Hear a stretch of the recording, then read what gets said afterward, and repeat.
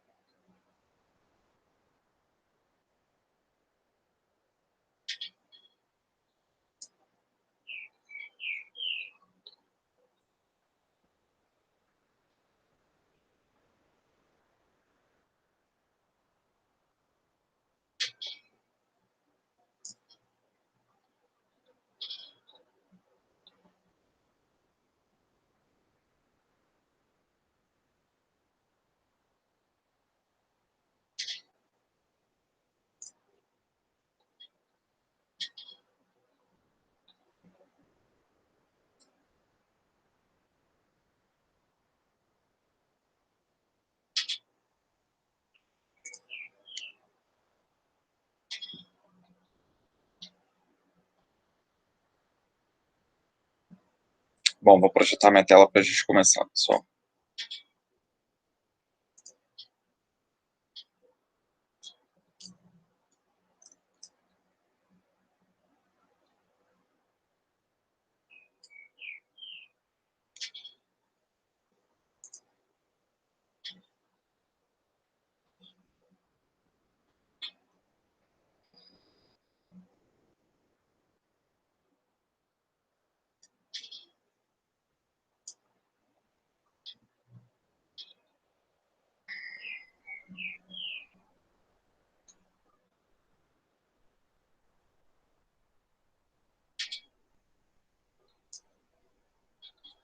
Bom, então a aula de hoje, bom dia a todos que eu não falei bom dia, tá? A nossa aula de hoje é a continuação do sistema da fisiologia humana, perdão, e a gente vai dar sequência com o sistema respiratório, né? Levando em consideração que o último que a gente viu foi o cardiovascular. Então, como ele está muito próximo, né, ele dialoga bastante com o último conteúdo, então a gente vai dar sequência por ele. Beleza? Bom, vamos lá. Deixa eu tentar ver aí quais são as dificuldades, facilidades de vocês na sistemática. Sistema respiratório. O que vocês lembram disso?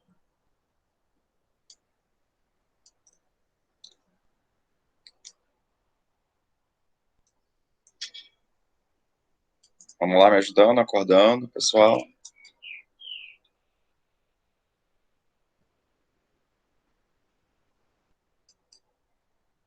De uma equação que tem, né, de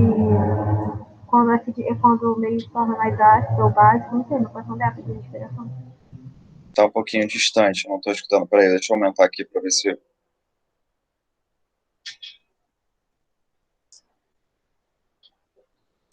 Vai lá, Sara, fala de novo para mim, por favor. Oi, tá dando pra ouvir? Aham, melhorou. Era o meu áudio, estava baixo. Ah, tá. Eu lembro de uma equação que tinha quando o meio se tornava mais ácido, mais básico, e aí tinha deslocamento, desequilíbrio, alguma coisa parecida com isso. Beleza, é isso aí. É, o sistema respiratório, em associação com o circulatório, ele vai estar regulando o pH do sangue, né? E é o pH do sangue que vai determinar a nossa taxa respiratória, né? A frequência de respiração é determinada por esse pH. Então, assim, existe uma reação, né, que tem que estar em equilíbrio para que a gente consiga ter uma frequência respiratória constante, né, linear. A gente vai falar sobre isso, é bem importante para o vestibular, sim, Sara. Você já tocou num ponto bem legal. De uma maneira geral, isso está envolvido com a questão da própria troca, né, de gases que acontece pelo corpo. E essa troca de gases ela é feita pelo sistema circulatório, que leva, né, as hemácias aos tecidos e permite essa troca de gases, e pelo próprio sistema respiratório, ou seja, pelo conjunto de órgãos que vão ser capazes de capturar esse ar, né, esses gases através do ar atmosférico, fazendo com que ele seja capturado pela corrente sanguínea e destinado aos tecidos alvos. Então, isso é muito importante para que a gente consiga, então, manter as trocas gasosas e as taxas de acidez e basicidade em um nível que não tenda a um desequilíbrio, né? Ou seja, que tenda a um equilíbrio, uma homeostase para manter ou tender a neutralidade do pH do sangue, tá? A gente vai falar bastante sobre isso, eu estou tentando não aprofundar ainda, porque a ideia é só recapitular quais são as funções básicas do sistema respiratório. É óbvio que vai muito além, né? A sua função vai muito além do que só trocar gases. Então, a primeira que a Sara já trouxe, inclusive, é o primeiro tópico que a gente traz na aula, que é regular o equilíbrio ácido-básico no sangue, beleza? Então, esse equilíbrio aí é que vai determinar como é que vai estar a nossa taxa respiratória. Então, o primeiro tópico, ele já foi trabalhado, a gente vai falar depois, obviamente, aprofundá-lo mais para frente. Mas a gente também tem o processo de umidificação do ar, de aquecimento do ar e de filtração do ar. Essa tríade, ela é muito importante, né? E quem é que faz esse processo de umidificação, aquecimento e filtração?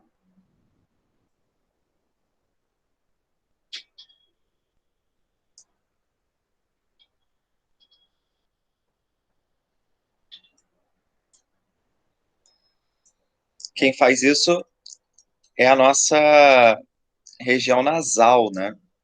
Então, o nariz está muito relacionado a esses três papéis. Até porque é uma mucosa ciliada, né? Então, a gente tem aí uma estrutura que permite uma, uma maior concentração de calor. Então, isso vai ajudar ao ar que está entrando ser aquecido. Isso é muito importante, inclusive, para não haver choque térmico com o nosso organismo. Então, se você está respirando um ar muito gelado e o teu corpo está muito quente, isso pode levar a um choque térmico. Ou seja, as células daquela região vão ser agredidas, né? Vão ser estressadas. Isso faz com que ela tenha que aumentar a taxa de divisão celular. Isso pode causar um processo inflamatório, ok? Por isso que não é mito você tomar banho muito quente e sair num ambiente muito frio, né? Porque isso é um choque térmico. Isso vai diminuir sua imunidade, a chance de você desenvolver algum problema vai ser maior. Então, o aquecimento é extremamente importante. Assim como a filtração das impurezas desse ar pelo próprio nariz, né? Então, é uma região que também apresenta muitos pelos internos para poder reter, né? Essa impureza, e não só os pelos, mas também a secreção de muco, né? Então, vai formar lá a melequinha, e isso nada mais é do que uma secreção para reter impurezas que elas não cheguem no pulmão, ou seja, nos alvéolos pulmonares, que é a última região do pulmão, impedindo que você tenha acúmulo dessas impurezas lá, o que vai facilitar a hematose. Né? O nome é hematose, não sei se vocês lembram, é o nome que a gente dá para as trocas gasosas que acontecem nessa região. Então, se eu não tenho impureza, fica mais fácil fazer essas trocas dentro dos alvéolos. Se eu tenho um pulmão que tenha retenção de impurezas nessa região, eu aumento as chances de ter inflamação, infecção, e além disso, eu dificulto as trocas gasosas porque eu tenho ali um agente externo, né? Que no caso são essas impurezas.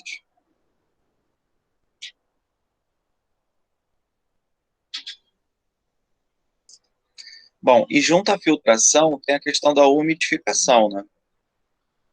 A umidificação, ou seja, a presença de vapor d'água nesse ar, ela vai servir como lubrificante. Então, ela facilita a entrada do ar, até porque o ar tem oxigênio, o oxigênio é oxidante, né? E essa ação oxidante, ela, ela dificulta o transporte dos gases, que a oxidação, ela diminui, né, a umidade do ambiente. Então, quando você tem uma ação de umidificação, é como se eu estivesse lubrificando aquele espaço e permitindo a passagem do ar direto ao invés dela estar oxidando alguma célula minha, né? Ou seja, fazendo com que a gente tenha ali um ressecamento daquela região e o que não vai contribuir para a passagem do ar. Então, por isso que a umidificação é extremamente importante, né? E isso varia muito de acordo com a umidade do próprio ambiente. Então, por exemplo, quando a gente vai ver um telejornal da vida, a gente se preocupa não só com a temperatura, vai fazer sol, vai fazer chuva, mas várias vezes a gente escuta ali a jornalista falando, é, tem atenção para a umidade relativa do ar, que vai estar baixa. Né? Então é interessante você, por exemplo, eles dão dicas, né, de colocar roupa úmida estendida, para quem tem um umidificador de ar em casa, ligar o umidificador de ar, né, principalmente para as pessoas que têm problemas respiratórios. Né, as doenças respiratórias do tipo sinusite, rinite, asma, bronquite, entre outras, são é, problemas que podem ser agravados pela diminuição dessa umidificação. Tá? Então, a umidificação ela é feita pelo organismo? Porém, dependendo do local onde você esteja, essa umidificação ela não é o suficiente. Então, você pode acabar tendo problemas com falta de ar. Perdão. Ok? Dúvidas até aqui? Sim, não, talvez, quem sabe. Não, tudo bem. Beleza. Bom, outra função do sistema respiratório é a defesa contra infecções, né? A gente tem que lembrar que a gente está trabalhando com mucosas. E lembra que uma característica da mucosa em relação à defesa do corpo é ter aquelas células do sistema imuninato que a gente chama de macrófago. Então, os alvéolos pulmonares, pessoal, são ricos em macrófagos. Lembra que o macrófago tem aquela função de fagocitar os micro-organismos e de apresentar os seus antígenos. Então, ele vai funcionar, né, o sistema respiratório vai funcionar também como um agente imunizante, porque ele vai fazer, né, promover essa primeira barreira, impedindo a entrada, de fato, na corrente sanguínea dos micro-organismos, principalmente de vírus e bactérias. Aí você vai falar assim para mim, tá, beleza, entendi. Mas, se a gente tem isso aí, por que a gente pega vírus da gripe? Por que a gente pega, enfim, doenças bacterianas, né, as bacterioses que a gente já viu? Por quê? Primeiro porque a taxa de macrófagos na região alveolar, ela não é constante, ela é dinâmica. Então, existem momentos onde você vai ter uma taxa de alveolar de macrófagos maior, taxas de macrófagos alveolar menor. É por isso que a gente fala que a nossa imunidade ela não é estática, ela é dinâmica. Né? Então, às vezes, dependendo do que você faça na tua vida, tipo, eu tomei um banho muito quente, fui para um lugar muito frio, tá lá tendo choque térmico, tua imunidade vai cair. Tua alimentação não tá boa, tua imunidade vai cair, né? Eu tô estressado demais, idem, né? Sei lá, eu tô tomando remédio, tá alterando, o anticoncepcional da vida tá alterando os meus hormônios. Mesma coisa. Então, é, tem que ficar claro que a imunidade ela não é uma coisa estática, né? Como eu falei antes, ela é algo dinâmico. Então, a gente vai ter alterações na nossa defesa natural, né? Que seriam esses macrófagos aí dispostos nessa região final do pulmão, que são os alvéolos pulmonares, e que, de acordo com a tua imunidade, ela pode estar mais favorável à infecção ou menos favorável à infecção, tá? Porque, na verdade, a infecção ela pode acontecer a qualquer momento. E só depende da gente, é um fator intrínseco, então depende da minha imunidade, acabou? Não. Ela também depende dos fatores extrínsecos, né? Os fatores extrínsecos são como, por exemplo, a carga viral que você está recebendo. Então, se você está em contato direto, alguém espirrou em você com uma carga viral absurda e você está inalando isso, a chance de você ser infectado é muito grande. Né? Agora, se você está tendo contato com o indivíduo aonde a carga viral é baixa, então vou dar um exemplo aí do que a gente está vivendo hoje, né? Você vai à rua, está usando máscara, as pessoas estão usando máscara. É óbvio que aquela máscara não é 100% eficiente, entendeu? Se as máscaras cirúrgicas, hospitalares, já não são 100% seguras, até porque o tempo de vida útil delas não é tão elevado, né? Você tem que ficar tocando filtro, nem sempre as pessoas fazem da maneira como deveriam, ou não tem condições disso, significa que a viabilidade de você transmitir um vírus ali existe. Pode até não ser tão grande, mas existe. Mas se duas pessoas usam a máscara, eu estou dificultando, eu estou diminuindo a carga viral entre uma pessoa e outra. Então é válido a utilização desse equipamento. É válido, super válido. Então é isso que compõe essa parte de defesa contra infecções. Uma outra função do sistema respiratório é oferecer ao corpo oxigênio, né? O gás oxigênio. o gás oxigênio ele é utilizado para quê? Para fazer a tal da respiração celular, né? Então, junto com a glicose, ele vai quebrar, óbvio, ele não, né? Mas ele vai participar do processo de quebra da glicose para poder gerar energia, gerar ATP.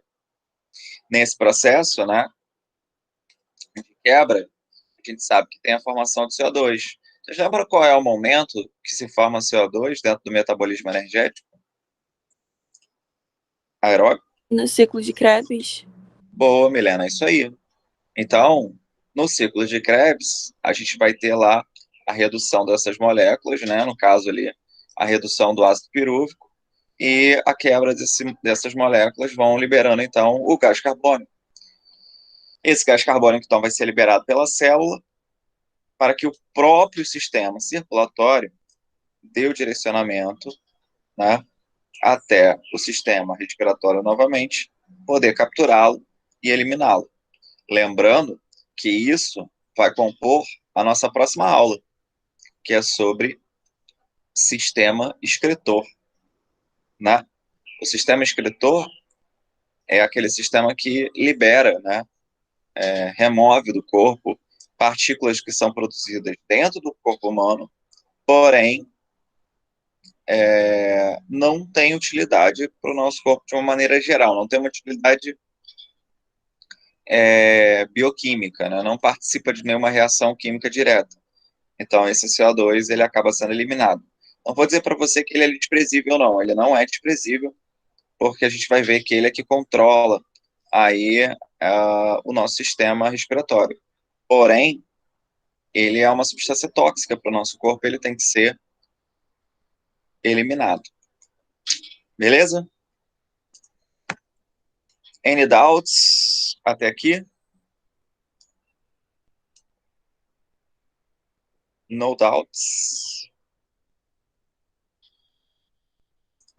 Tá tudo bem. Beleza.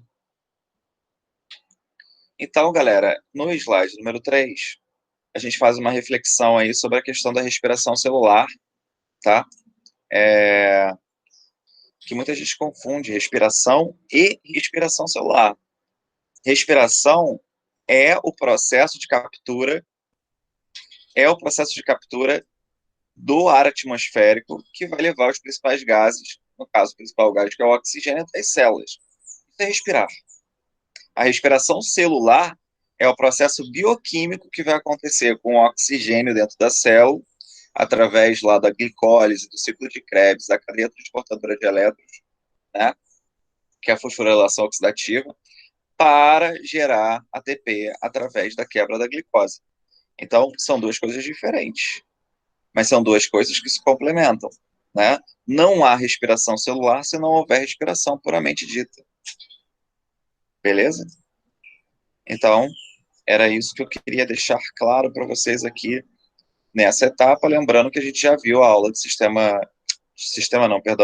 de metabolismo energético, a aula de respiração celular, então qualquer dúvida, voltem até lá para poder lembrar essa parte e qualquer coisa tirem dúvidas comigo. Muito bem. Só que, para fazer respiração e para fazer respiração celular, é necessário que exista uma mecânica respiratória. Como assim? Existe todo um processo para que o ar entre no corpo e saia do corpo de maneira eficaz. Será que esse ar ele entra e sai do corpo sempre de maneira eficaz? Não, né? Existem aí alguns problemas que podem acontecer. Pode ser um processo inflamatório, e aí tipo uma bronquite da vida, onde você tem inflamação nos brônquios, fica difícil a passagem do ar, diminui, né, os canais, então fica mais difícil a passagem do ar. Você pode ter uma inflamação nos seios nasais, né, que é sinusite, também vai promover o mesmo tipo de problema, óbvio que menor, porque tem o menos espaço ali, né, se você comparar os seios nasais, ele representativamente, ele é menos imponente do que os brônquios, né, os bronquíolos.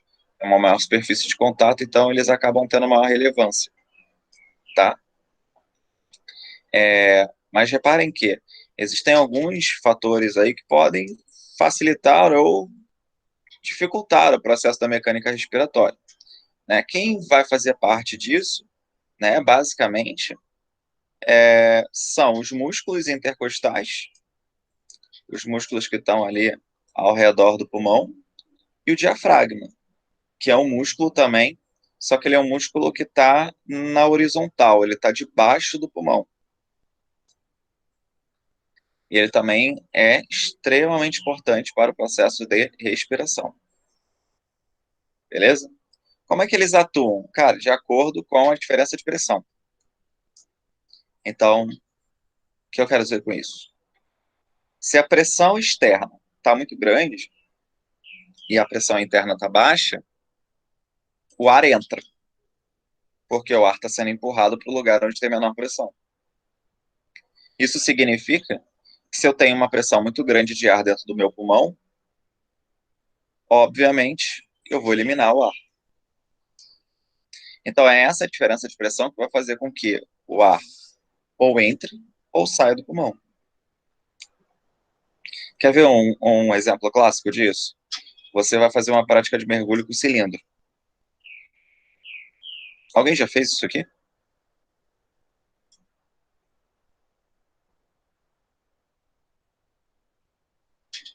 Bom, quando você faz uma prática de mergulho com cilindro, como é que a gente respira? Você põe lá um tubo na tua boca, está conectado a um cilindro com gás, e aí para você respirar basta você abrir a boca. Então, você não precisa fazer força para puxar o ar, tipo chupar o ar. Não há essa necessidade. Basta você abrir a boca e o ar ele é liberado. Isso é interessante pelo quê? Porque a pressão dentro do cilindro ela é maior do que a pressão que está dentro do teu pulmão. Então, por conta da diferença de pressão, o cilindro vai liberar o gás para dentro do teu corpo. Então, é essa a ideia, tá? Idem vai acontecer quando eu tenho que expelir esse ar do meu pulmão. Então, por exemplo, quando eu puxei o ar, ou puxei não, né? Eu deixei o ar do cilindro entrar no meu pulmão, enchi, beleza, estou respirando. Agora eu quero liberar ele para a água para poder pegar outro, né? Renovar aquele ar dentro do meu pulmão. Eu tenho que fazer ali uma liberação pela narina para deixar esse ar sair, tá? Quando eu faço isso, eu estou tirando o ar da onde tem mais pressão do que para onde tem menos pressão, que no caso é a água. Então, ali na água, eu tenho menor pressão de gás. Então, eu consigo fazer a saída do gás sem que tenha entrada de água no meu pulmão. Beleza? Então, isso é muito importante. Eu lembro que na faculdade, um professor nosso lá, ele perguntava para a gente como é que a gente conseguia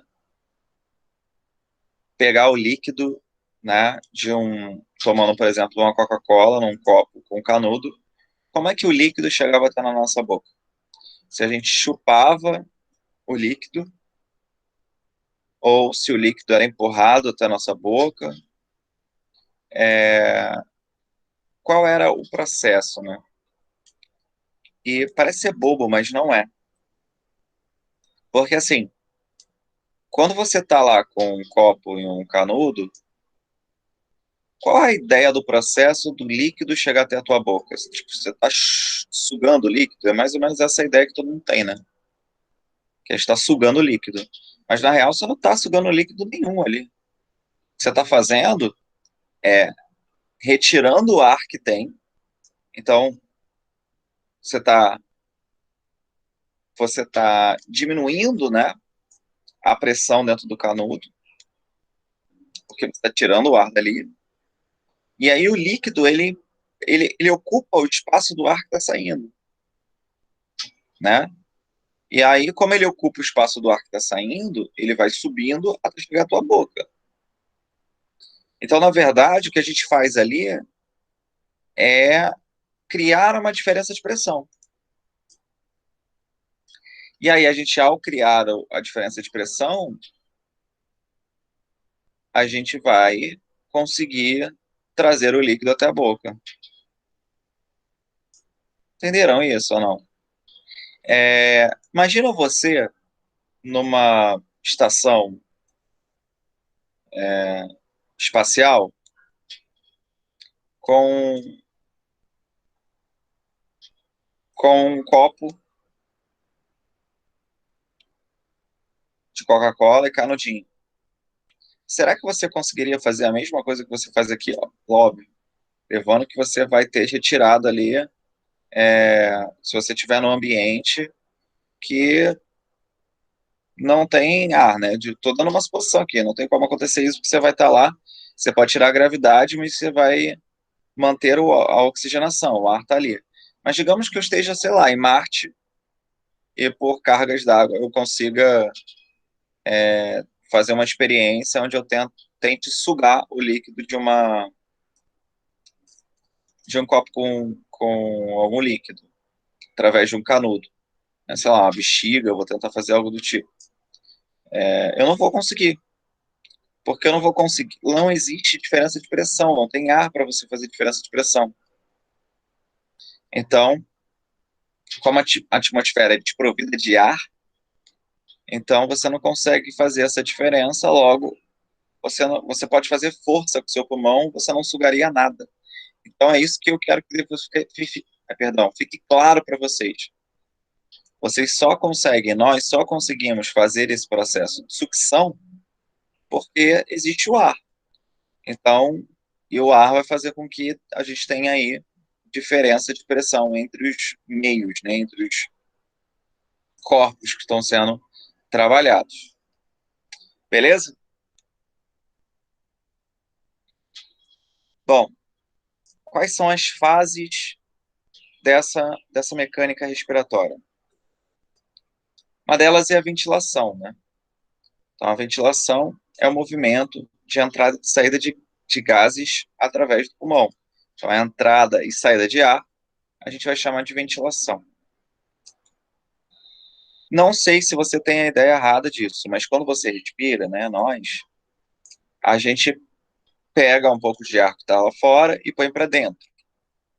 Mas o que está lá dentro, né, ou seja, dentro do pulmão, não fica vazio nunca. Existe um resíduo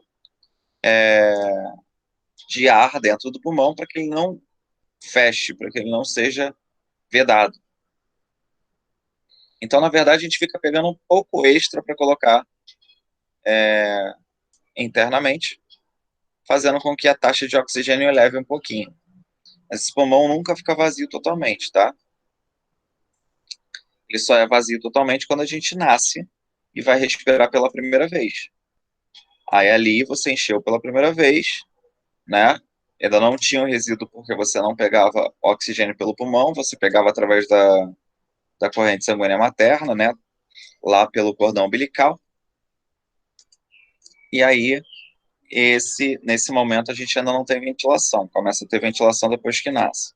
Essa ventilação, ela é coordenada através da interação entre os músculos intercostais e o diafragma, tá? A gente vai ver depois que esse diafragma ele é regulado pelo equilíbrio de ácido e base, que a gente falou lá no início, que a Sara destacou para a gente, beleza? Muito bem. Além disso, a ventilação, ela é garantida por uma propriedade elástica que o pulmão possui, o tórax, e também uma inervação que é intacta, ou seja, você consegue fazer os movimentos de inspiração e expiração sem que comprometa o sistema nervoso associado ao pulmão. O pulmão, inclusive, ele é contribuído, né, seu batimento, seu movimento, ele é contribuído pelo sistema circulatório, no que compõe o coração. O coração, ele bate em sincronismo com o pulmão. tá? E um exemplo básico que eu tenho sobre isso para vocês é que quando a gente tem o dessincronismo entre o pulmão e o coração, a gente tem o que a gente chama de soluço, né? O soluço é o descompasso entre os batimentos do coração e do pulmão, porque o coração bate, né? Então tem processos ali de sístole e diástole. Isso pode comprimir, ajudar a comprimir ou ajudar a dilatar o pulmão.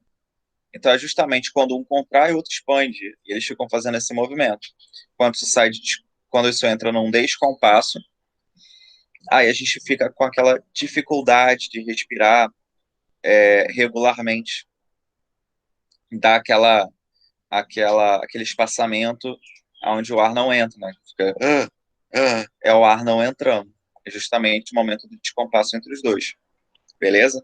E é por isso que existe aquelas lendas de o cara tomar um susto, colocar a criança colocar um negocinho gelado na testa, um algodão com água gelada.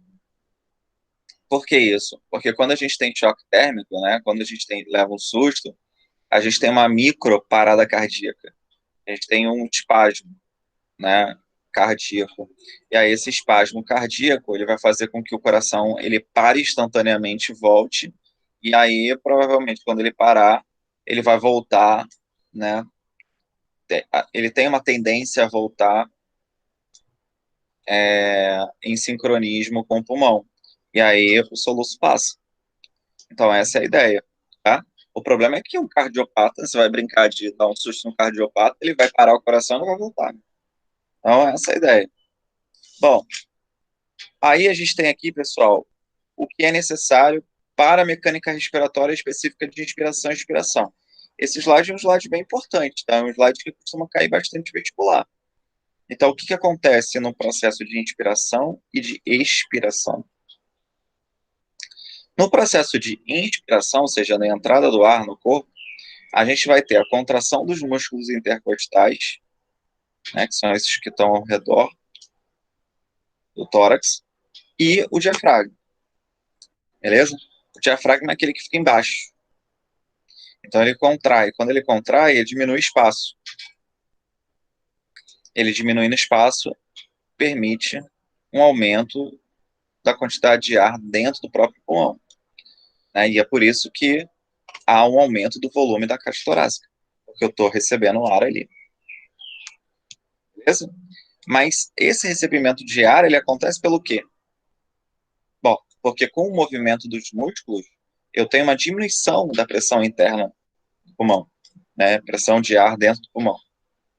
Se a pressão está diminuindo dentro do pulmão, galera, é porque a pressão de fora está ficando o quê? Maior ou menor? Maior, né? Então, se está ficando maior lá fora, o ar de fora começa a empurrar esse ar que está lá para dentro do pulmão. Então, se a pressão externa é maior, o ar entra, beleza? Até que você consiga aí,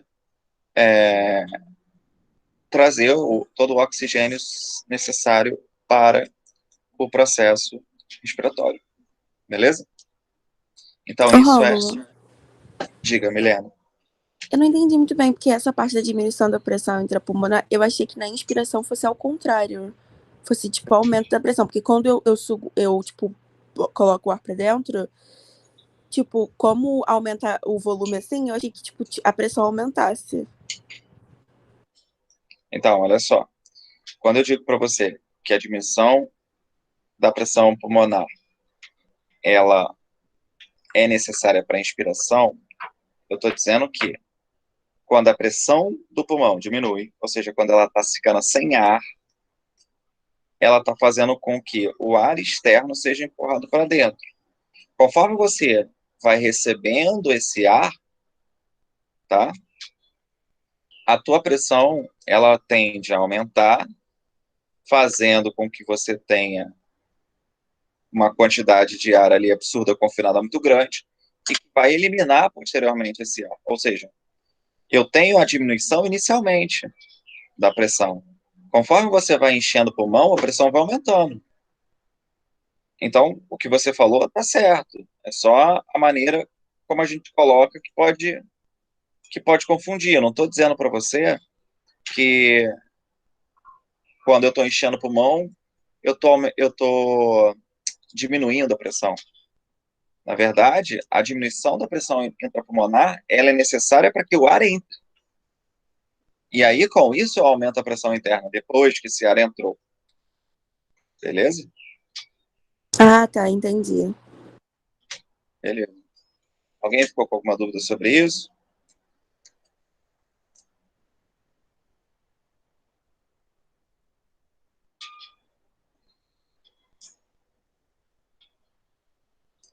Bom, então a inspiração é inversa, né, pessoal? A gente tem o relaxamento dos músculos intercostais do diafragma. O volume, então, da caixa torácica ele vai ser diminuído por conta desse relaxamento.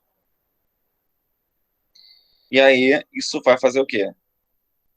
Vai aumentar a pressão inicialmente, porque eu estou diminuindo ali, né, o espaço, estou relaxando o músculo. Então, se eu estou relaxando o músculo, eu estou diminuindo o espaço. Então, a pressão do ar vai ficar o quê? Maior. E aí isso vai fazer com que eu comece a eliminar esse ar para fora do pulmão. E, obviamente, no final do processo, eu vou ter uma pressão diminuída. Beleza? Então, a gente fica fazendo esses processos de aumento de pressão e diminuição de pressão. Como essa elevação ou diminuição, ela cria uma diferença de pressão interna e externa da caixa torácica, então isso faz com que a gente tenha a mecânica dos movimentos respiratórios. Esse é um dos principais, tirando assim, regulação de ácido base, eu acho que essa parte é uma das mais importantes. Acho que ácido base, regulação do sistema nervoso e movimentos, mecânica respiratória. São as coisas mais cobradas. Então, se alguém quiser perguntar alguma coisa, aproveite agora. Se ficou claro, a gente dá sequência. Hein?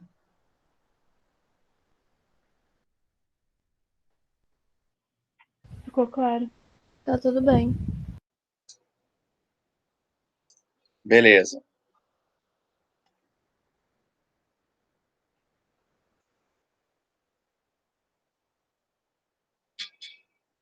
Bom, vamos relembrar então aqui algumas coisas que competem não só o sistema respiratório, mas também o sistema circulatório. Primeiro, em relação à quantidade de oxigênio, né? 97% do oxigênio ele está ligado à hemoglobina, né? Formando o que a gente chama de oxihemoglobina, aquela ligação entre os dois, através lá dos átomos de ferro. Eu já expliquei sobre isso, falando sobre o NOx, né, do ferro, que é mais 2 ou mais 3, que é atraído pelo oxigênio, que tem NOx menos 2.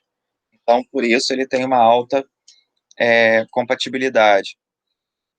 A afinidade não é tão grande, isso é bom, né, porque o oxigênio é capturado pela hemoglobina e depois é liberado nas células-alvo, então, ótimo. É diferente da carboxihemoglobina, né, que a gente viu que é a associação da hemoglobina com o monóxido de carbono, onde a ligação tem uma alta afinidade, e aí uma vez que é capturado esse gás tóxico, ele não libera, então isso impede, né, a taxa de respiração celular ser homeostática, né, ou seja, equilibrada. Somente 3% do oxigênio é levado pelo plasma sanguíneo, ou seja, dissolvido na água. Beleza? Então, isso daqui é uma informação interessante. No caso do gás carbônico, é mais interessante ainda, vocês vão ver o porquê. 25% do gás carbônico, né, ou seja, que vai ser liberado pelo corpo, ele é carregado pela hemoglobina, que a gente chama de carbohemoglobina, né? É muito pouco. A maior parte do gás carbônico, que é transportada pelo corpo, ele é dissolvido na água. Então eu falo, poxa, mas só tem 5%, a maior parte não é essa. Mas entenda onde eu quero chegar. O gás carbônico, que é a molécula que a gente conhece como CO2, quando ela cai no sangue, né, parte vai se ligar à hemoglobina, parte não vai, até porque a hemoglobina já está saturada com oxigênio, né, pelo menos deveria estar, né? E aí o que acontece com esse CO2? Ele começa a reagir com a água. Então eu tenho H2O reagindo com CO2. Qual molécula que forma? Vamos lá, meninas da química, me ajudem aí. Carbônico? Ácido Ácido, carbônico. isso aí, ácido carbônico, perfeito. Ácido carbônico. Agora eu vou fazer uma pergunta para aprofundar ainda mais. O ácido carbônico é um ácido forte ou um ácido fraco? Fraco. É um ácido fraco. Então, se ele é um ácido fraco, ele vai ter ali, né, como qualquer ácido, no caso, a liberação de prótons, né, de H+. Quando ele faz essa liberação do H+, o que acontece? Ele deixa de ser o ácido carbônico e passa a ser um bicarbonato. Passa a ser um íon, né, que é o HCO3-. Beleza? Então, isso a gente vai chamar de bicarbonato. O restante do CO2, né, que são os 5% restantes, vão ficar na forma de CO2, mesmo não vão reagir com a água. Então, essa é a configuração. Por que eu estou falando isso, pessoal? Porque quem vai controlar a nossa respiração não é a taxa de oxigênio presente no sangue, e sim a taxa de gás carbônico. Beleza? E para que a gente tenha essa ideia bem, né, fixa na nossa cabeça, a gente tem que pensar primeiro, a respiração ela é um processo voluntário ou involuntário? Involuntário. É um ato involuntário, beleza? Então, se ela é um ato involuntário, existe alguém que vai fazer o disparo dessa mecânica respiratória. E aí, muita gente, de forma equivocada, diz que quem faz esse processo de ativação da mecânica respiratória é a taxa de oxigênio. Então, você não tem oxigênio, começa a respirar mais, etc. Mas não é. Quem faz com que você respire mais ou menos é a taxa de gás carbônico. Então, é ele que vai determinar a nossa frequência respiratória. Aonde que essa frequência respiratória ocorre? Bom, numa região do sistema nervoso central, mais precisamente no local chamado de tronco encefálico, que é uma associação de uma parte chamada ponte e uma outra parte chamada bulbo raquidiano, né? Esse tronco cefálico ele fica anterior aqui ao cerebelo, né? E abaixo do cérebro, e ele faz então essa conexão, né, do corpo com a região cerebral. É esse bulbo raquidiano, pessoal, que vai fazer o controle involuntário da respiração. E ele faz isso de acordo com as taxas de qual gás? 4CO2. Então, se eu elevo a quantidade de CO2 no sangue, eu vou induzir ao bulbo a aumentar a frequência da mecânica respiratória. Assim como o inverso vai diminuir, né, o estímulo da frequência da mecânica respiratória. Vamos tentar entender isso de uma forma diferente, de uma forma que caia na prova. Então, vamos lá. Vamos pegar aqui a concentração de oxigênio. Ah, mas você falou que é a concentração de CO2 que faz. Sim, é isso. Mas vou pelo oxigênio para ficar mais fácil vocês entenderem a ideia. Então, olha só. Quando a gente tem uma maior concentração de oxigênio, tende-se uma diminuição da frequência respiratória. Quando a gente tem uma diminuição da concentração de oxigênio, eu tenho um aumento da frequência respiratória. Mas não é o oxigênio que está fazendo isso. Quando eu tenho uma menor concentração, por exemplo, de oxigênio, é porque eu estou tendo uma maior concentração de CO2. Quando eu estou tendo uma maior concentração de oxigênio, é porque eu estou tendo uma menor concentração de CO2. Por que eu estou falando isso? Porque se você ver aqui para baixo, em pH do sangue, a gente tem o processo de acidose e de alcalose. Mas quem é que promove a acidose sanguínea? Bom, a acidose sanguínea é quando eu tenho aumento de CO2, esse CO2 reage com a água, vira ácido carbônico, promove a liberação de íon bicarbonato, vai ativar o bulbo encefálico e, por consequente, vou ter aqui o aumento da frequência respiratória. Isso a gente vai chamar de acidose sanguínea. Quando é que eu tenho acidose sanguínea? Quando eu estou com falta de ar ou quando eu estou ofegante?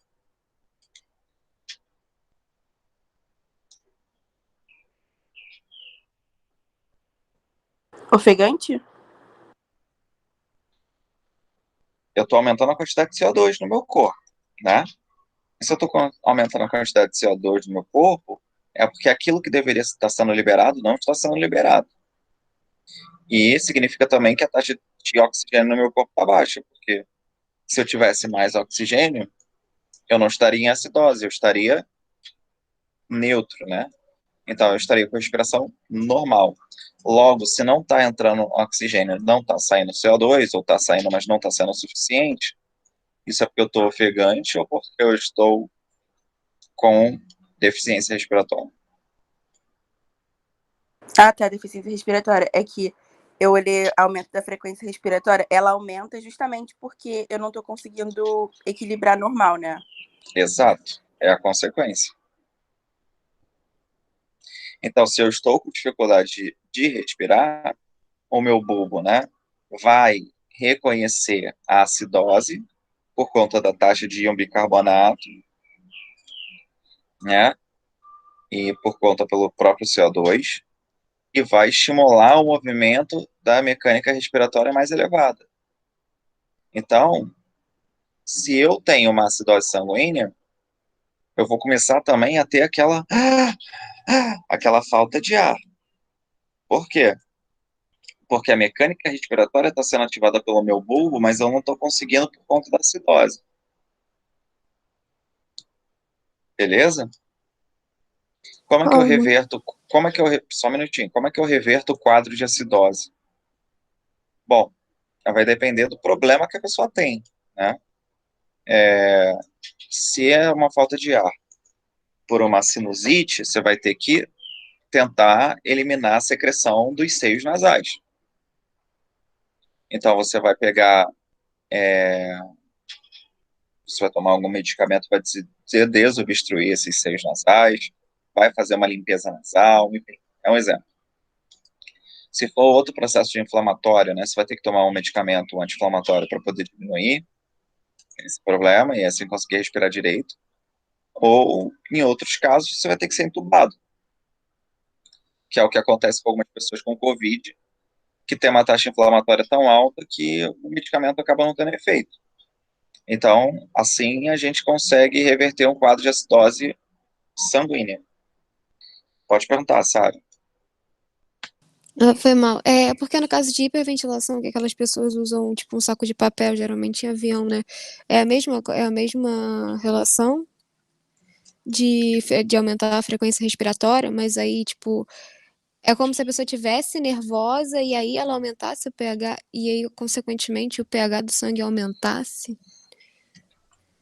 No caso desse aí do avião que você está dando exemplo, né? É o processo invertido. É a alcalose sanguínea. Tipo assim, quando uma pessoa fica ofegante demais, fica nervosa demais, e ela aumenta a frequência respiratória por conta do nervosismo, ela está colocando muito oxigênio para dentro. Concorda comigo?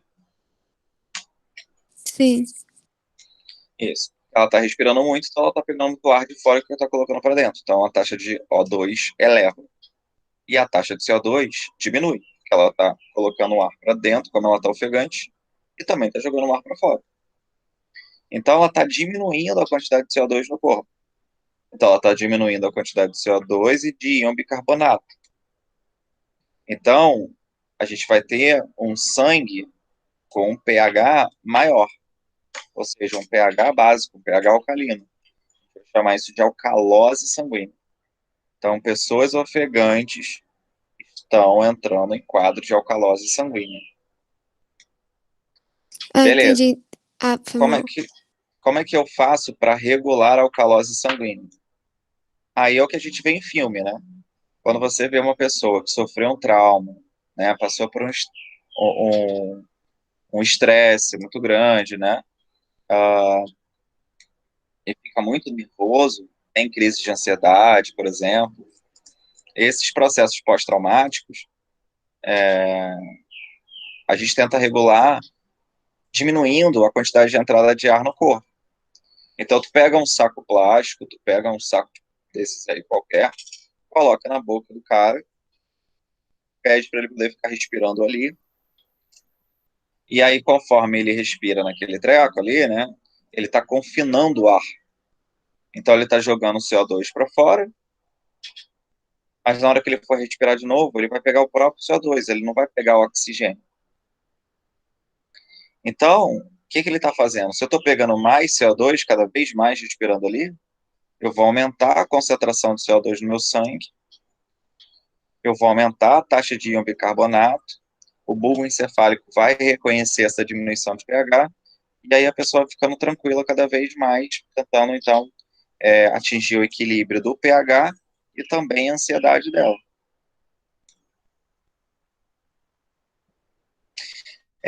Inclusive, a ansiedade, ela é uma temática que é muito trabalhada, né, como um tratamento preventivo, né, profilático, a respiração. Não sei se vocês já ouviram falar disso. Não sei se vocês têm problema com ansiedade também. Mas, assim, porque, na verdade, ansiedade todos temos, né, mas alguns têm problemas com ela. E aí, quando a gente tem problemas com ansiedade, um dos mecanismos aí da gente tentar controlá-la é através de exercícios respiratórios, tá? Inclusive,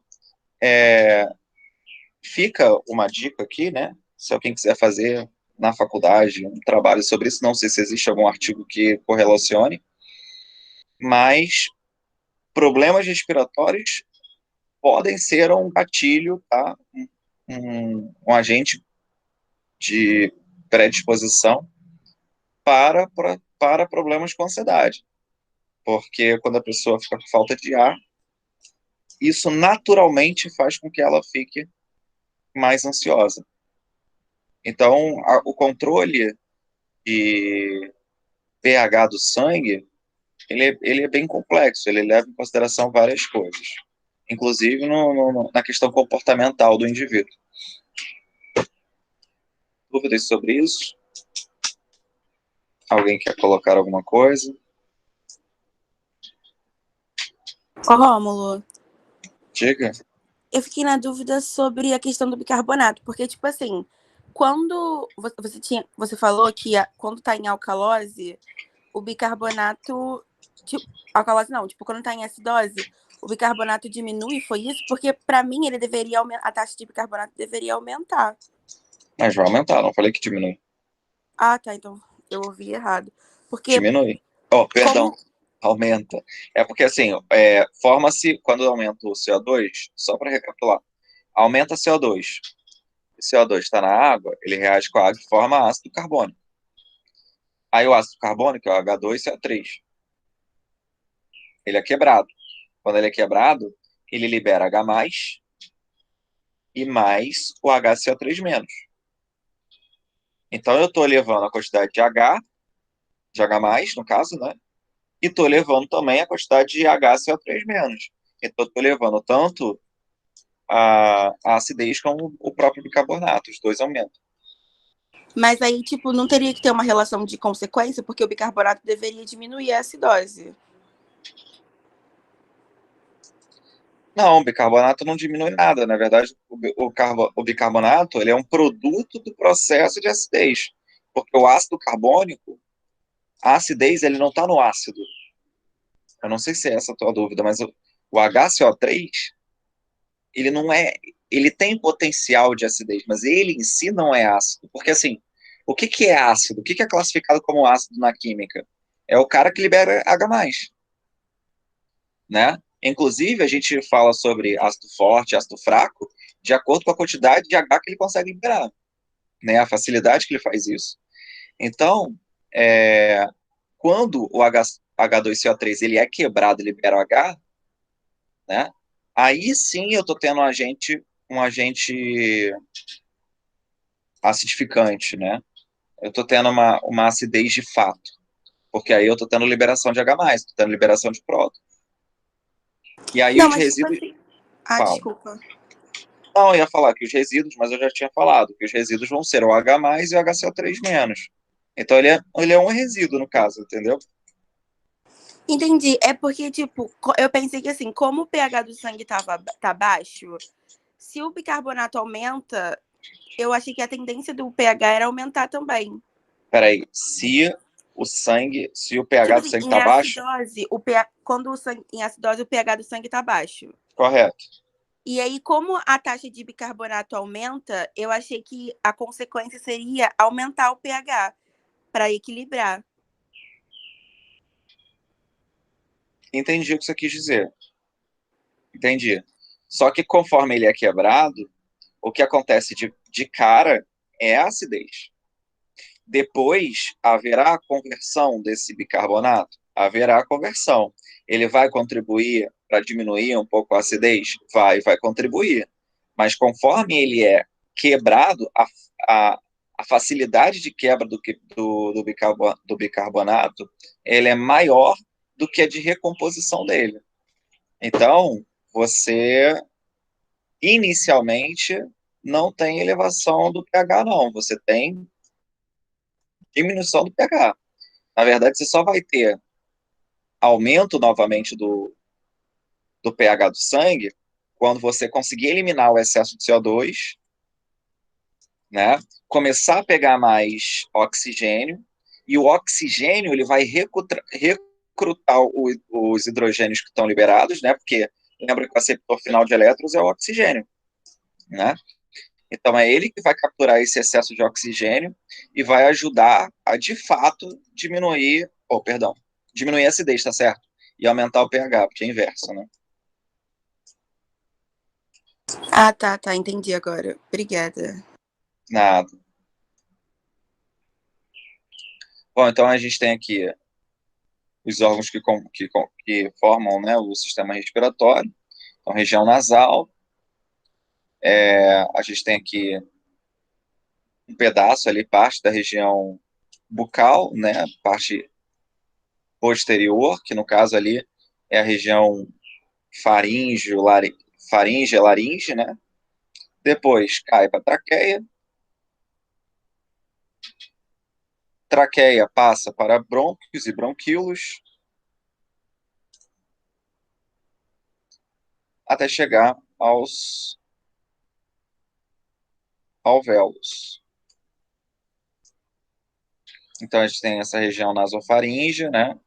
Posterior laringe, tem os brônquios e os bronquíolos, e aqui a gente vai falar um pouquinho de cada um deles.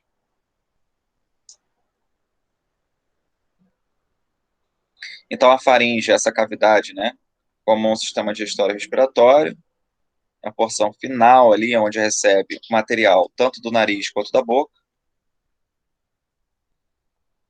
E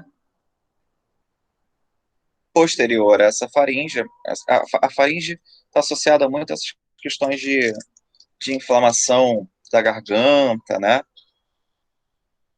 Então, essa parte finalzinha aqui da boca. A laringe, ela é logo em seguida, né? E ela tem ali um dispositivo para controlar o que vai ser levado para o sistema respiratório e para o sistema digestório. Como é que ela controla isso? Quando você engole, esse dispositivo, ele vai, então, sofrer um movimento para poder impedir a passagem de ar para a traqueia. Então, se eu estou engolindo alguma coisa, é porque esse material ele tem que ser levado via esôfago e não via traqueia. Então, é assim que ele vai funcionar, né? O dispositivo que a gente está falando é epiglote, que fica aqui nessa região que a gente chama de glote, e ela tem esse movimento através do processo de deglutição. Inclusive, quando você engole algo, né, você não consegue, e mantém, né, você não consegue respirar, porque ele trava total ali para poder permitir a passagem do alimento via esôfago. Uma coisa muito interessante aqui de diferença sobre esses dois caminhos, né, o caminho do esôfago e o caminho da traqueia, é que se você olhar lá, quando vocês estiverem fazendo aula de anatomia humana geral, vocês vão ver que o esôfago ele é um tecido mole, né, ele é um tecido adaptável ao alimento que está sendo engolido. E isso tem dois motivos, né, duas consequências. Primeiro, para você permitir o processo do movimento peristáltico, então o músculo ele tem que contrair, né, para poder empurrar o alimento para o estômago. E a questão de você não ter ali um processo de interrupção, né, da passagem do alimento por conta do seu formato. Então, existe uma adaptação ao tamanho do alimento, ao formato do alimento. Não, senão você ia travar o alimento ali, né, acabar ficando engasgado, entre aspas, né, entupido ali. E aí, por isso, o esôfago ele é um tecido mole. Agora, se você olhar aqui a traqueia, ele tem vários anéis cartilaginosos, tá? Parece até um osso, mas não é. Esses anéis cartilaginosos, eles fazem com que esse tecido, né, ele fique aberto, ele fique com um buraco exposto. Para que isso? Para que a gente não tenha falta de ar, né, para facilitar a passagem de ar ali dentro. Então, essa é uma diferença muito grande entre a traqueia e o esôfago. E eles ficam coladinhos um no outro, tá? Assim, fica um na frente e um atrás, bonitinhos, assim. Dá para ver bem legal essa diferença.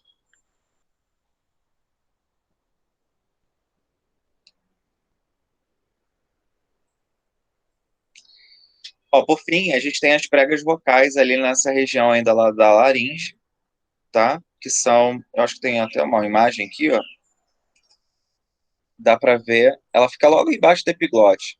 Então, o epiglote é essa membraninha aqui, como se fosse uma projeção de uma pele, né? As cordas vocais ficam logo embaixo. E a gente tem o esôfago aqui do lado. E as aritenoides são aqui duas estruturas que vão fazer a, a sustentação dessa divisão entre uma parte e a outra. São duas pontinhas que a gente tem. Tá? O esôfago aqui é essa parte mole. E a epiglote, então, tapa aqui a parte onde sai o ar, né? E as cordas vocais ficam exatamente em cima dela. Por que isso? Porque quando o ar é expelido pelo pulmão, ele faz a vibração aqui dessas cordas vocais, fazendo com que a gente tenha, então, a emissão de ondas sonoras específicas. Né? Beleza? A única diferença que você vai ter é, é a rigidez dessas cordas vocais. Né? Então, se eu tenho cordas mais grossas, né, mais rígidas, tem um som mais grosso. você tem mais finas e mais vibrações, você tem uma voz mais fina, e isso vai ser determinado de acordo com a quantidade de hormônios sexuais que você tem. Então, taxas de testosterona maior faz com que você tenha a disposição dessas cordas mais grossas e mais firmes, fazendo com que você tenha uma emissão, né, de som mais grave, né, não tão agudo. Beleza? Aqui embaixo também tem a disposição do diafragma, né? Então, tem até uma experiência que se faz em sala para mostrar como é que o diafragma funciona, né? Então, se eu não me engano, também deve ter no YouTube, se vocês quiserem depois dar uma pesquisada, para vocês verem como é que o diafragma, ele ele ajuda a fazer a diferença de pressão interna e externa do pulmão para permitir a entrada e saída do ar. Bom, depois a gente passa para a traqueia, né, onde tem os anéis cartilaginosos, beleza? A traqueia está em conexão com a laringe, que é onde a gente tem esse osso aqui, né, chamado de pomo de Adão, que se desenvolve também por conta de hormônios sexuais, então está mais presente em homens do que em mulheres, beleza? E ele vai, então, a traqueia, ela vai se dispor aqui, né, através de ramificações que vão dar origem aos brônquios. Essa traqueia, ela também é uma mucosa, né, internamente, e ciliada. Então, ela também vai ajudar, assim como o nariz, a remover mucos e impurezas que estão vindo ali da região da faringe. Se a gente tivesse que colocar a disposição do pulmão, né, dentro do corpo humano, você verificar, seria mais ou menos isso daí. Então, o pulmão é extremamente grande, né, e ele meio que abraça o coração, né, por isso que o pulmão do lado esquerdo, ele é um pouco menor, porque o coração, ele é central, ele está no meio do corpo virado para a esquerda. Então, o pulmão da esquerda, ele acaba sendo um pouco menor para poder comportar o coração, enquanto o pulmão da direita, ele acaba sendo um pouco maior. Beleza? Aqui é só para a gente ver os bronquíolos, né, saindo ali a partir dos brônquios. Então, existe uma árvore brônquica ali, por isso que a bronquite, ela é muito expressiva, né, porque a gente tem uma superfície de contato absurda, muito grande. Então, essa é a diferença entre ali os brônquios e os bronquíolos, né? A gente tem os brônquios, são as regiões centrais, e os bronquíolos seriam os galhos ali que partem dela, até chegar aos alvéolos pulmonares, que são as menores partes que compõem o pulmão. São os saquinhos alveolares, onde rola a tal da hematose, que são as trocas gasosas, beleza? Isso é uma hematose. Quando a gente chama hematose, existe a hematose pulmonar, que é essa que você está vendo aqui nos alvéolos pulmonares, e existe a hematose sistêmica, né, que é a hematose que acontece nos tecidos alvos, beleza? Aqui, galera, o que vai acontecer? Eu tenho uma concentração de sangue, de oxigênio, né, chegando no pulmão, uma alta concentração, enquanto o sangue do corpo traz um sangue com baixa oxigenação, então as trocas entre CO2 e oxigênio se dão por difusão, tá?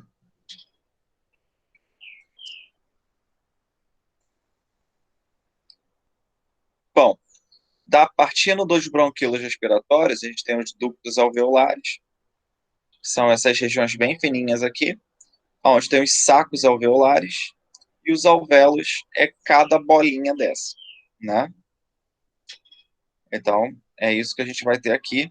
Repare que todas elas são extremamente vascularizadas, justamente para poder fazer as trocas. Existe vaso linfático, ou seja, a gente traz células de defesa, linfócitos, para essas regiões, para poder fazer proteção não só inato, não é só macrófago, mas existe também o sistema imune humoral presente aqui, né, que é aquela mediada por anticorpos, por exemplo, ok?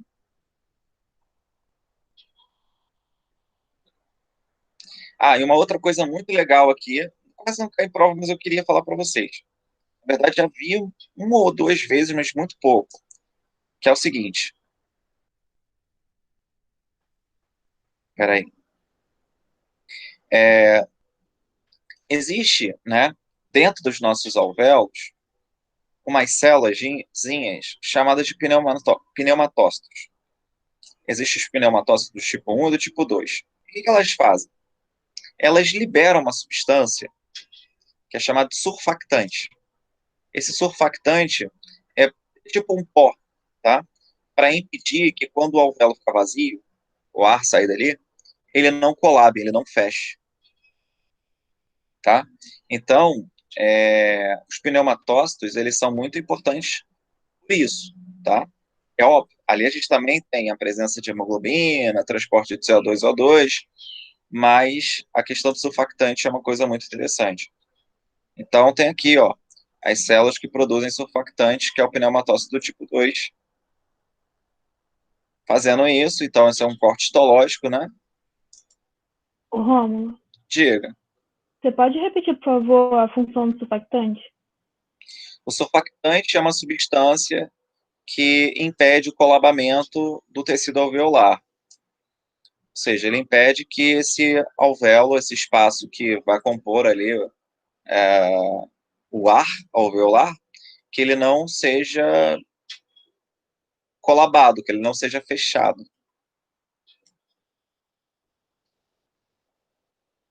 Beleza? Tá bom, obrigada. Bom, as trocas gasosas ou chamadas hematose. Como eu falei, existem dois tipos, aquela que acontece no pulmão e aquela que vai acontecer nas células-alvo. Então, a no pulmão ocorre nos alvéolos pulmonares, então ela não está ocorrendo na traqueia, no brônquio, não.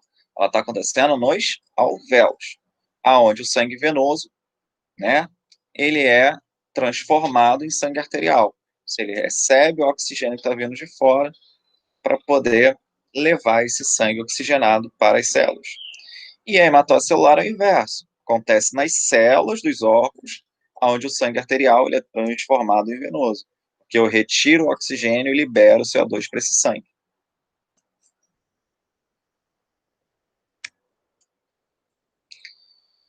Bom, não é muito cobrado isso, mas, assim, os valores. Mas é importante que você saiba, entenda. Então, por exemplo, eu tenho aqui uma pressão de oxigênio de 104 milímetros de mercúrio, enquanto eu tenho aqui uma pressão de CO2 de 40 milímetros de mercúrio.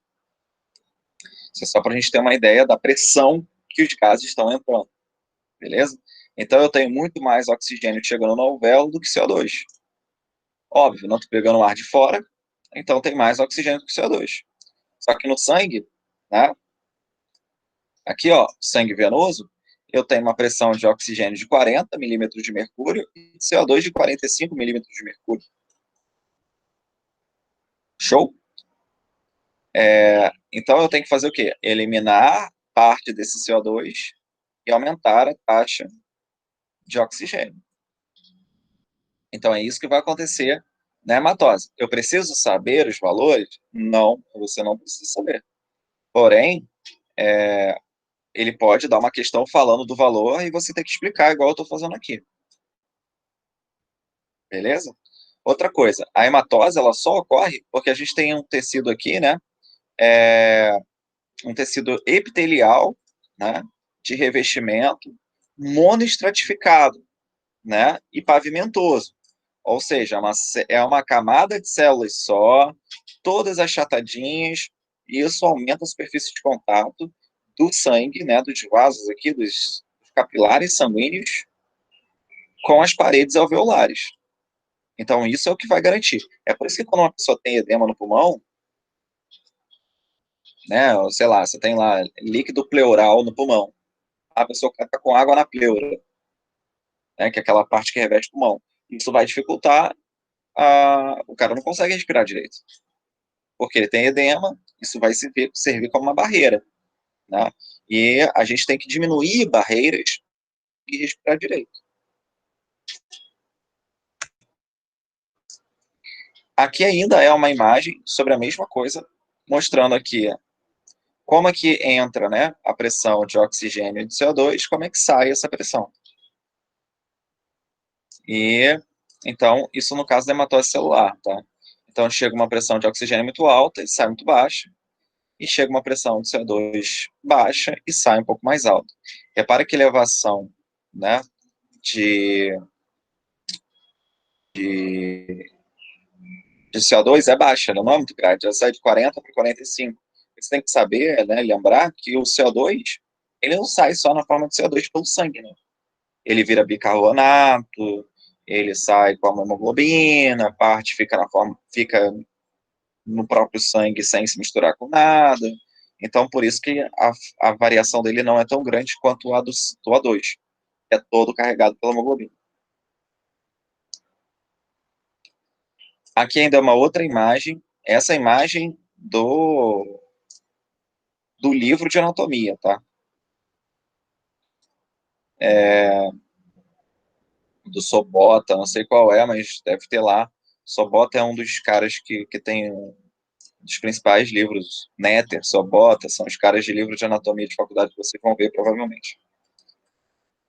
Fica a minha indicação, inclusive, para o Netter, que era um livro maravilhoso de anatomia. E aqui eu tenho, então, um recorte didático, obviamente, de um alvéolo pulmonar. Beleza? Então dá para ver aqui macrófagos, dá para ver aqui os capilares sanguíneos adjacentes. Aqui os pneumatócitos, essas coisinhas aqui fininhas. Bom, e aí a gente passa para as doenças respiratórias, que, na verdade, eu só vou citá-las. Por que eu só vou citá-las? Porque quando cai no vestibular, ninguém espera que você já seja, né, sei lá, otorrinolaringologista. Ninguém espera isso. A ideia é que você conheça a doença e possa associá-la com as coisas que a gente viu até aqui. Então, a matéria, ela termina no slide 28.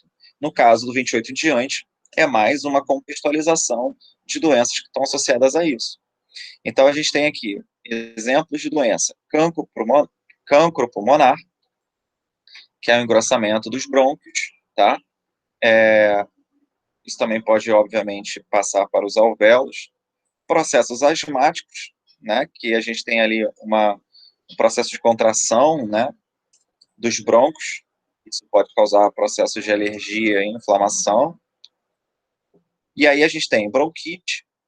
E aí eu coloco dentro daqui da bronquite também tem rinite e sinusite, que não foi citado, tá? Que são processos inflamatórios que acontecem, no caso, bronquite no bronco, sinusite nos seios nasais e a rinite nos processos ali próximos aos seios nasais. Tem a pneumonia, né, que é lá uma infecção do tecido pulmonar, principalmente por bactérias, e a tuberculose, também causada por bactérias.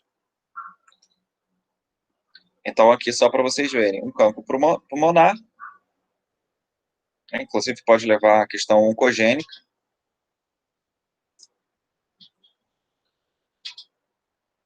Isso também pode ser levado pela questão do ato de fumar.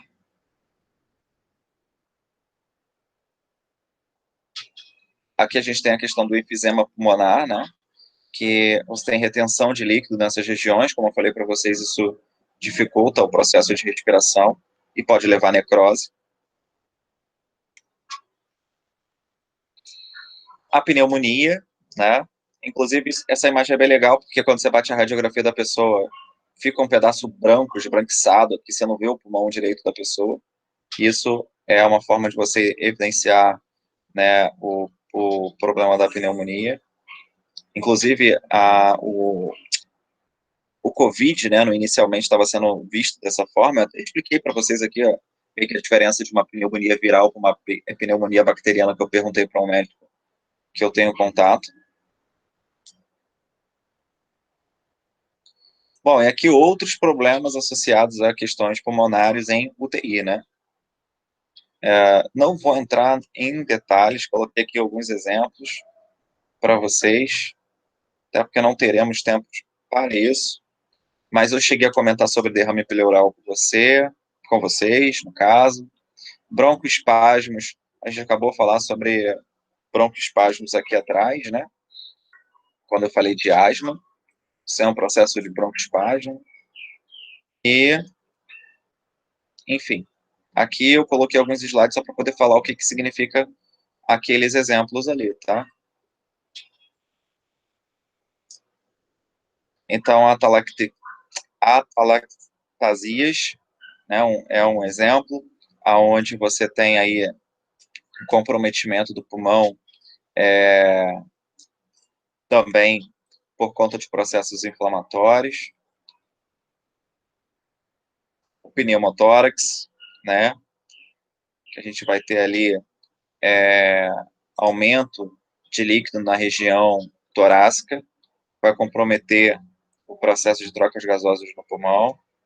Aqui é um exemplo, inclusive, de uma radiografia de um pneumotórax. Dá para ver, inclusive, que você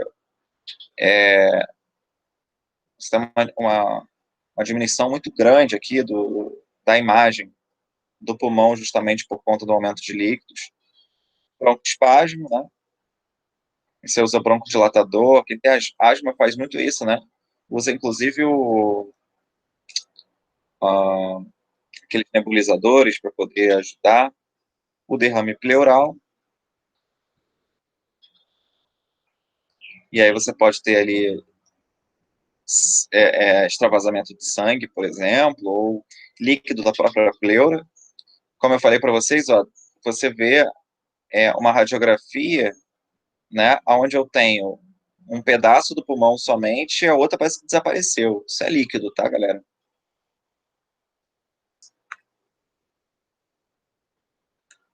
Tromboembolismo pulmonar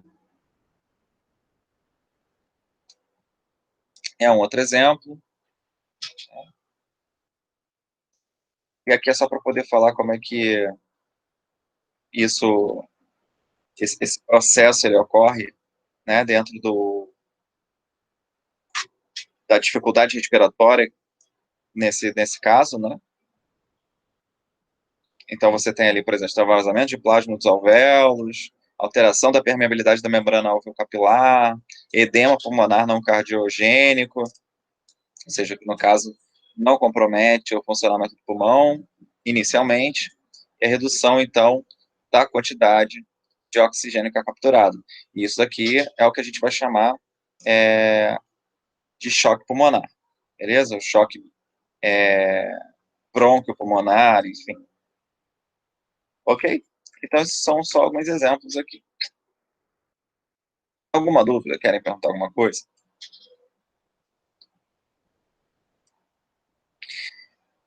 Essa matéria, se eu não me engano, ela está junto com o cardio, porque isso cai muito associado a cardio, tá?